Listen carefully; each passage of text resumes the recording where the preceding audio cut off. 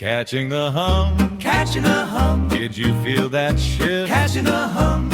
The tone just changed.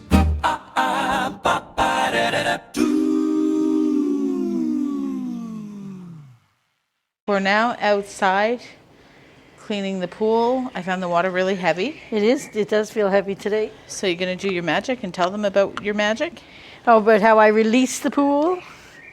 and what it means. You tell them. But you do better than I do. Since we live in Mexico, we kind of just live off the proof is in the pudding.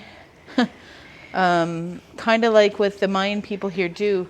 They see patterns and things and it's tested over time.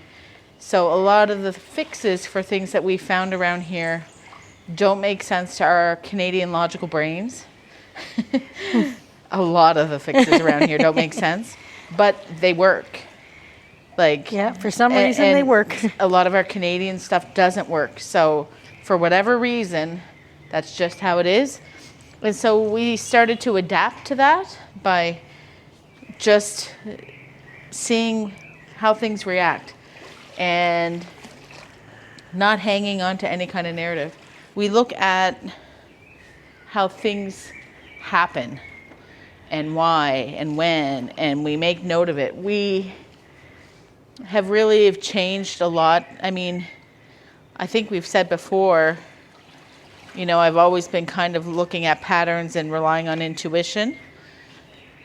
But it's a lot clearer here for me since we've gotten to Mexico, because I think the circumstance of us living here, not knowing the language or what the heck was going on most days, kind of made it so that we were paying attention to the in-betweens more. Like noticing how somebody moved or what the environment was like, because like, you know, looking at the clouds and starting to see like a pattern in that. We've noticed that actually when we first came to visit Merida. We rented an Airbnb and we stayed in Centro at Pierre and Luis's house. And we noticed that every afternoon we go into the pool, because it was in July, so it was still pretty hot, because it's still kind of summer, May to July. Every time before the afternoon rain, we would look up and there would be vultures in the sky. And they would go really, really high and start doing circles like vultures do. But we wouldn't see the vultures any other time, eh, babe? Nope, that's right. And we just started putting it together, like, because to us, the vultures were brand new. We didn't have those in Canada in the same way. So we're like, oh, look at that. And then we're like, oh, now it's going to rain. And then we did that for a couple of days. And then we noticed, hey, that's a pattern, right? And so, it was right around 3 o'clock every afternoon. Exactly. So we noticed that almost immediately. And that's kind of how it happened whenever we moved down here. We were noticing patterns, like with the clouds, with the bugs, with just how the air feels. But we tend to notice patterns, I would think, on an extreme scale compared to what we used to. Oh, absolutely. Yeah. So one of the other things that we noticed almost right away was that if we had a lot of workers, let's say we had a day where our pump's not working right or something, and then we also had a cleaner coming over and we had a Spanish lesson. If we had a really busy day, guaranteed the power would go out at the worst possible time. Yep. There was always more chaos than what we planned for. So the chaotic day would be way more chaotic. Some of the other early patterns we noticed, babe, do you remember any of them? Well, just kind of going back to how this all started was the water. Yep. We noticed that some days the water, you would just like take the net and just go around and there would be no issue. And and then other days you would take it and it would be so heavy, like you could barely move it with no difference. It's just a pool full of water, right? But And- we saw the pattern, though. The What? pattern was always after major events. Yes, exactly. So, and again, just kind of in the same line, right? Is that when there was a lot of chaotic, and not even necessarily chaotic, but just a lot of people, a lot of action, a lot of energy around the house, or celebration in the town. Sure. Yeah. The water would get very heavy. Yeah. Yeah. But it really just came down to, it means that it was busy or it was chaotic in town. Anyway, so the water was like that. And Heather speaks really well to the water, I guess, because I really noticed if it was heavy, especially because I had, when I first moved here, I had anemia pretty bad. And it was hard for me to just clean the stuff from the pool if it was heavy. It was like a challenge. I'd have to take breaks. I'd run out of breath, you know. And Heather would come over and take her turn, and then I'd come back and I'm like, it's just not heavy anymore. Like, what is going on with that? And we realized that her like spinning it around was kind of like releasing the energy trapped inside. Mm-hmm. And we also found that water holds energy very like a lot. And it moves it too, and it right? moves it. It holds it, it moves it, and then it releases it. So then I kind of started, talking to the water a little bit and just saying, like, Wait you a sec, could. babe. You got a bug right here on your chest. Oh no, never mind. It's fuzzy. Sorry. Okay, no, it's okay. Where I would just start to say, like, you don't need to hold the energy anymore. You can release it, and then that seemed to really actually help with the weight and the heaviness within the water. It did. And the same thing went for inside the house with the water, eh, babe? Yeah, yep. Well, yeah, I mean, like we would do up salt bowls and things like that to help catch the energy and hold it and release it for when we knew there would be a lot of people around or if we knew there was something going on. Yeah, and I don't know, like I'm for some reason a little bit hung up when you say like catching it, because we're not catching it, we're not trapping it with the water. No, and It's part of, yeah. I'm just using different verbiage for it. Oh, like, okay. It's a way that we can flow that energy out, because water is not meant to trap. That just sounds a little, I know I'm being picky, but it doesn't sound true to what it is. I think the truth of it is that we're trying to find a way to flow the energy through our home and clear it up. So when we release it, like, it's not bad water, it's just water that we're flowing out. Yeah. And it's moving energy. Not even necessarily bad energy either. It's just holding holding the energy. Yeah, exactly. It's transmuting energy, actually, if we really think about it, because it's changing it. Because the house inside is usually way better once we get a salt bowl of water going. Yep. And we remember to empty it out and release it every couple of days. Yeah. We try to do that more often when we know we have a lot of workers around. It seems to keep the chaos at bay a little bit better. Sometimes when we know there's going to be big changes in the house or a lot of people, then we put salt bowl at the front door, one inside. And again, not anything like negative or whatever, just to help with the flow of the energy. You know, it's very similar to, you have a whole bunch of people over at your house and you got to crack a window because it's getting stale. Same idea, except for it's more like energetically. And you know it's stale in the house whenever people are getting cranky really quickly or things just aren't working right. There's more of a frustration in the air. So a lot of other ways that people do that is burning sage or Palo Santo or opening a window and clapping in the corners. So it's not the only way, but it's a way that we find works really well here. Yeah. Another thing we do is we use Florida water a lot. Florida water is like water with herbs and spices, you might as well say. Yeah. And everything nices.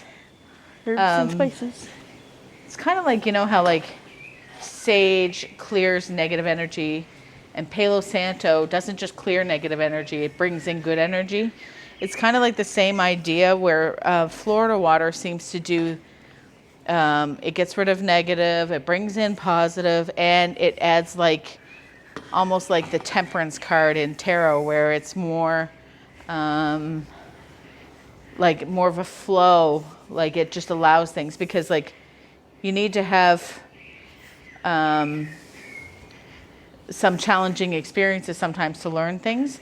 But with the Temperance card, it kind of brings in an energy to have that as a way to learn something from, not just a hard time. So anyway, it adds that there. I know I was confusing in how I explained that, but maybe over time, if you keep listening, you'll understand what I'm trying to say. Oh, you did a great job. But we definitely have adapted to things that we've found that just really help. And sometimes, like, when just people outside in general in the neighborhood sound like they're like arguing or there's like a lot of noise, we'll just play some nice cumbia to kind of keep the balance. Yeah. And we were very specific when we arranged our furniture for the feng shui way to ensure that the energy can flow the way it's supposed to flow. Yeah.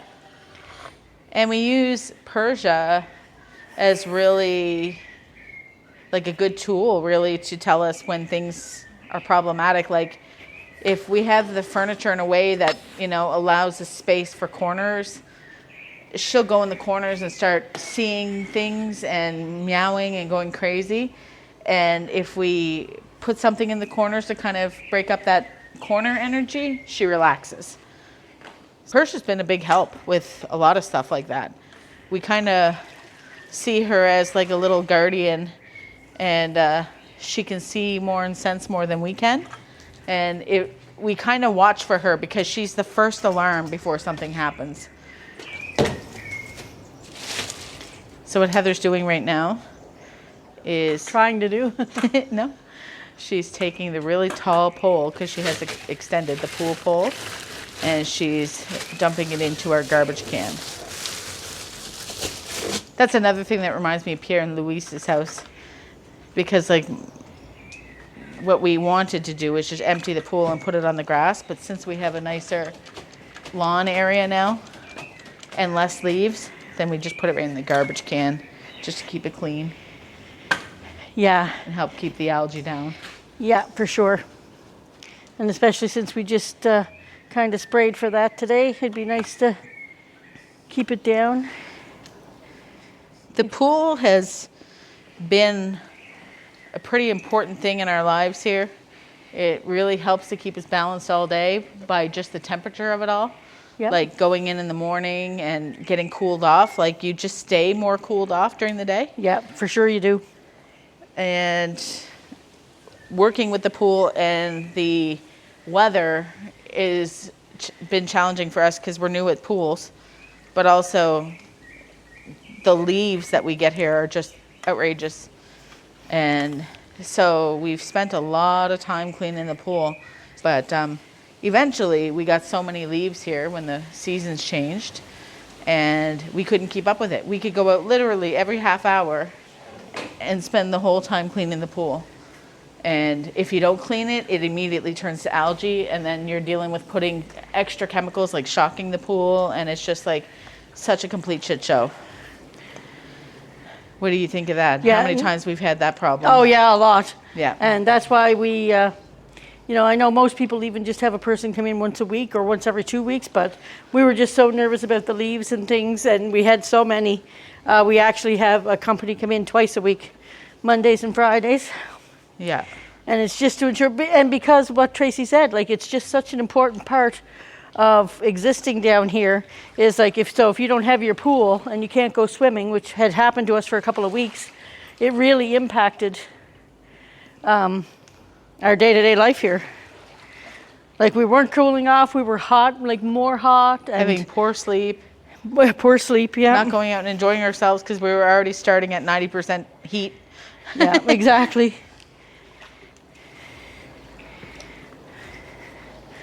Somebody's got some music going in the background. The dogs sound extra crazy out here. Yeah, it's very loud here today. How does that look? It looks beautiful. You did a great job. Is it okay? Got Yeah. it? Do you hear those dogs? I hear them, yeah. Sure do. The clouds are kind of rolling in as we're speaking here. It's supposed to rain soon. Oh, and that's another really funny thing. Like, we never had forecasts like we have here, which is like they'll say, like, the rain's going to start at like 10 after 12, and at 12:09 you can definitely see where they're right on cue. Yeah, they do that a lot too. Like they're like, we're gonna start getting some cold weather. Remember in the fall? Yeah. Or what we considered fall in Canada, like more like October. Yeah. They're like November, I think it was like 12th, it's gonna start getting cold, and it did. Yeah, like that very date. Yeah. But they have a lot of like the history here, and the Mayans are very, very good at living in their environment because they mostly still live in their environment. They're not in the house on their tablets all day. No. They're outside, they cook outside, they live outside for the most part. Like they Yeah. have walls and houses, but it's a lot more exposed and not sealed up. So they're definitely living out there, Yeah. dealing with the heat and the Critters. watching the critters. Yeah. Yeah. All right. So I think that's a wrap for today, don't you think? I think that was really good for today. So thanks for coming along with us while we cleaned the pool. Yeah, and just testing the field out while we're at home on our storm day. Yeah. And we'd love to hear, if you guys would like to comment, we'd love to hear what things you guys do around your homes to keep it balanced. And like, do you burn sage? Do you just have a freak out and yell at everybody, tell them to get out? Like, what is it that you do to keep your house peaceful? Send everybody to their room, or you. Yeah, exactly. All right, thanks for Okay. listening. Have a good day. Thank you. Bye. Bye. Catching the hum, did you feel the shift? Something in the static gave the day a lift. Heather found the rhythm, Tracy caught the drum. Heard you heard it first. Carl Sam said, that's the hum.